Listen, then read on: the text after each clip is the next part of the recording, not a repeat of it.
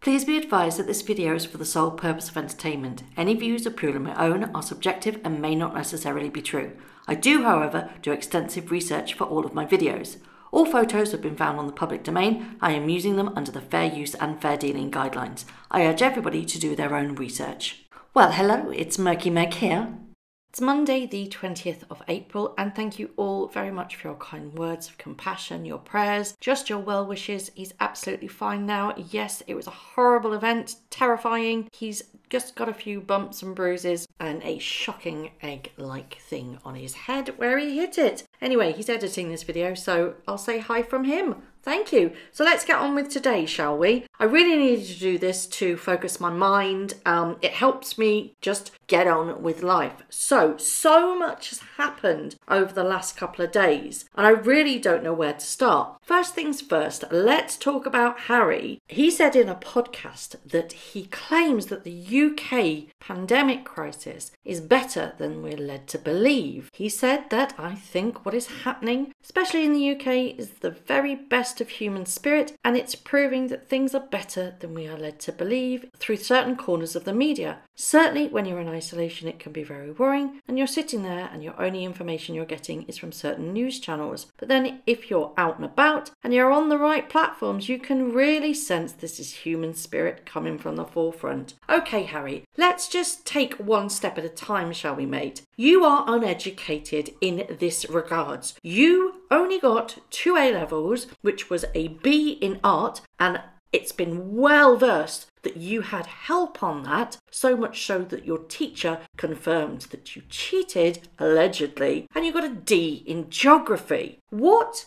gives you the authority on anything that is going on at the moment? You live a privileged lifestyle. You do not see what us people see. Do you do your own shopping, Harry? Do you have to socially distance while standing 2 meters apart while other morons come towards you and not respect your personal safe space? No, because you've got staff to do that. Do you have an issue when you're unwell because you can't see your GP because they are so inundated that you literally can't see anybody and you only get a very brief phone call? Have you ever visited a hospital at the moment? Can you see what is happening? Have you spoken to any ITU consultants, any nurses, anybody that's on the front line? Have you actually bothered to pick up the phone and talk to anybody about how their experience is right now and how terrified they are? No, because you're just one of the privileged, aren't you, who was holed up in your mansion thinking that you're going to do good by giving a few food parcels out and taking a swipe at the media. It's not going to work. We can see through this plan very, very clearly. You are going in all guns blazing at the media right now, and I will talk about that in a little bit more detail because even more has come out with regards to the court case. But right now, Harry looks like an incompetent fool by saying this. And then in the next breath, he's saying that he's incredibly proud of the British public's response to the pandemic. It doesn't make sense, really. So what I have interpreted you saying is that British people are doing well because, quite frankly, you have pissed them off quite a lot. But, however, the media is blowing it all out of proportions, and what you really would like us to do is just ignore all of that and listen to what you have to say. Unfortunately, that's not going to work. I'm sorry if I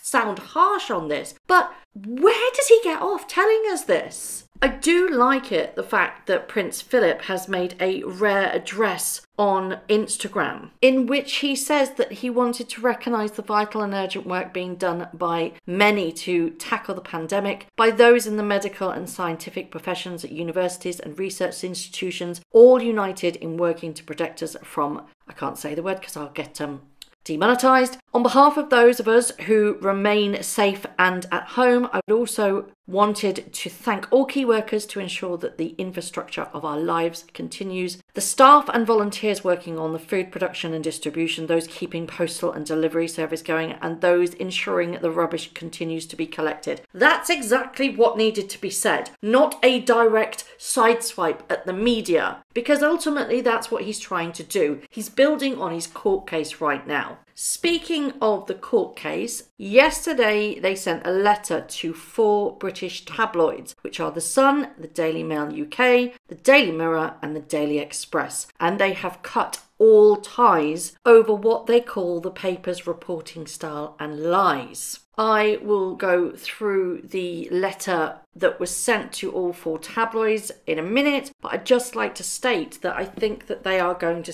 receive a humongous backlash yet again for the timing of this release. And finally, the papers are actually calling it out for what we have been saying all along. I've noticed several papers using the word narcissist to describe these two. Effectively, what the letter says is that they will not be addressing anything from those 4 papers. They won't be responding to comments and they will not be providing them with any information. They said it was necessary to do this at this particular time because of the Meghan's privacy case against the Mail on Sunday with regards to her letter that was sent to her from her to her father. Now that is taking place this week on Friday, I do believe, unless it gets adjourned. I don't know, it's all up in the air at the moment. But of course there's a flurry of papers that are being released and evidence submitted which we now have access to. The letter is like this, and bear in mind it references their titles 7 times and also Meghan's favourite catchphrase, shine a light. So it goes on. As the Duke and Duchess of Sussex now settle into their next chapter of their lives and no longer receive any publicly funded support, we are writing to set a new media relations policy, specifically as it pertains to your organisation. Like you, the Duke and Duchess of Sussex believe that a free press is a cornerstone to any democracy, particularly in the moments of crisis. At its best, its free press shines a light on dark places, telling stories that would otherwise go untold, standing up for what's right, challenging power and holding those who abuse the system to account. Ooh, ouch. It has been said that journalism's first obligation is to the truth. The Duke and Duchess of Sussex agree wholeheartedly. It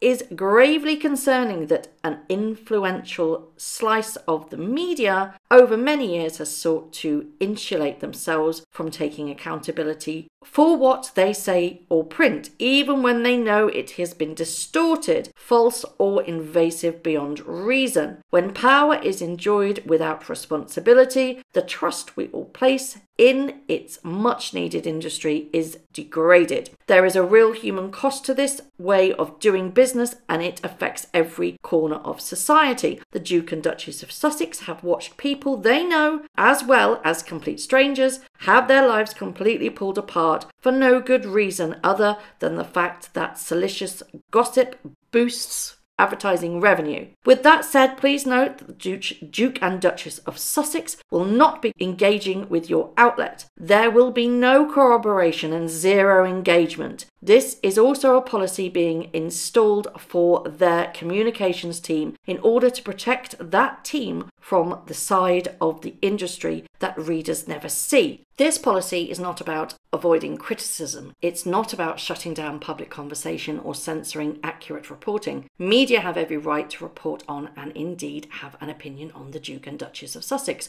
good or bad, but it can't be based on a lie. They also want to be very clear this is not in any way a blanket policy for all media. The Duke and Duchess of Sussex are looking forward to working with journalists and media organisations all over the world, engaging with grassroots media, regional and local media, and young up-and-coming journalists to spotlight issues and causes that so desperately need acknowledging. And they look forward to doing whatever they can to help further opportunities for more diverse and underrepresented voices who are needed now more than ever. What they won't do is offer themselves up as currency for an economy of clickbait and distortion. We are encouraged that this new approach will be heard and respected. Now, if that isn't a direct hit towards the red tops, I don't know what is. This is them aiming squarely at them and aiming enough ammunition that they think that they will take them down and shut them up. That's not how our democracy works. What you're trying to do is just solely put out the information that you want. It doesn't matter how you spin it. These stories will always be there, whether you like it or not. If you do a pap walk, even though you say it's not a pap walk, but we know it's a pap walk because the paps have confirmed it's a pap walk. It will always be a pap walk, whether you say it's a pap walk or not. See what I did there? But what you're ultimately complaining about is criticism of you. That is undeniably evident in this letter to the tabloids. You are basically claiming that our tabloid culture is corrupt, when just look at the American tabloids, the one that you, Meghan, said that were fair and that she expected the British tabloids to be fair. Have you seen what they're writing about you at the moment, Meghan? No, of course you haven't, because you expected it to be fair, didn't you? They are just as bad. And by going to LA, you have just plonked yourself down in the most packed place of all time. You are gone from the umbrella of the royal family's gentleman agreement with the Press Association, and you are now open to the vultures. You have just exploded and imploded into LA, and you will be fed to the lions, unfortunately. Doesn't matter what you tell your husband, whether or not, oh, I don't know, we're being papped again. You called them, let's face it, you did. And there lies the problem. You say one thing and you do another. And we find that hypocritical. And that's something, a word that's continued all the way through this channel. Hypocrites. I'm sorry, I need to calm down because that was a very long rant. More has come out about the court case. So documents have been received by Meghan's representative lawyers to the Daily Mail's lawyers. And they have released some text messages that were sent prior to their wedding to Thomas Markle from Harry. Tom, it's Harry. I'm going to call you right now. Please pick up, thank you. Tom, Harry again. Really need to speak to you. You don't need to apologise, we understand the circumstances, but going public will only make the situation worse. If you love Meg and want to make it right, please call me, as there are 2 other options which don't involve you having to speak to the media, which incidentally created this whole situation. So please call me so I can explain. Meg and I are not angry, we just need to speak to you. Thanks. Oh, any speaking to the press will backfire, trust me, Tom. Only we can help you, as we have been trying to from day one. Then a further one said, I've been trying to reach out to you all weekend, but you're not taking any of my calls or replying to any text messages. Very concerned about your health and safety and have taken every measure to protect you, but not sure what more we can do if you do not respond. Do you need help? Can we send the security team down again? I'm very sorry to hear you're in hospital, but need you to please get in touch with us. What hospital are you at? My first response was the fact that there was an American spelling in there. It's apologised and it's spelt the American way, not the British way. If Harry wrote that, he would not spell it the American way. He'd spell it the British way. We've all been brought up with the British way of spelling it, so that's what you do. We don't put Z's in apologise, it's S's. So my second theory is, I don't know whether these text messages were actually handed over to the Daily Mail. Only the letter was handed over to the Daily Mail by Thomas Markle. So if the Daily Mail only reported on the letter and not the text message because they didn't have the text messages, how are they responsible? Surely that onus is on Thomas Markle, not the Daily Mail. I've said all along that they're suing the wrong person. What she really wants to do is get at her father, but she can't directly do that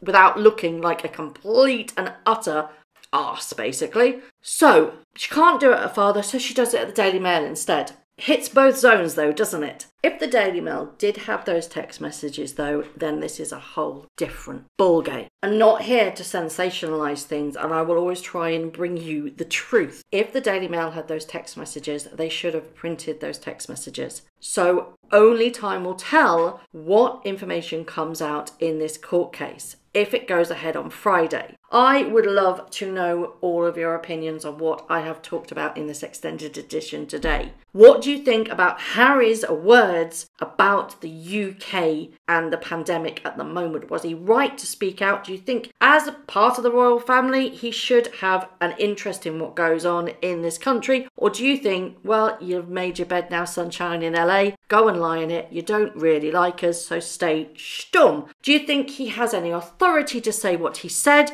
and not take any other information from anywhere else, just literally speak his words? It sounded like him because it was the way he spoke and his kind of uppityness that he did in the Greta Thunberg prank call, didn't he? He just speaks without even thinking sometimes. Unfortunately, the royal family are not there to clean up this mess, so you have to cope on your own, sunshine. What do you think of the letter sent to the 4 red tops in the UK? How do you think they will respond? Because this isn't just directly hitting at the Daily Mail, who Meghan is suing, it's hitting the other 3 too. Do you think they will cower, or do you think they will hit back and dig harder? And finally, what do you think of those text messages that were sent from Harry directly to Thomas Markle prior to the wedding? Apparently, Tom did try and call Meghan at 4-ish in the morning of her wedding, but nobody picked up. I'd love to know your thoughts on this whole mess. I hope I've done it justice. I need a drink now. Thanks very much. Thank you very much for watching. If you haven't already, please subscribe to my YouTube channel,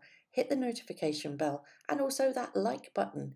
I'd like to take this opportunity to thank all of my followers for all the tips and all the emails, DMs that everybody sends to me. It really is greatly appreciated. So thank you very much for watching once again.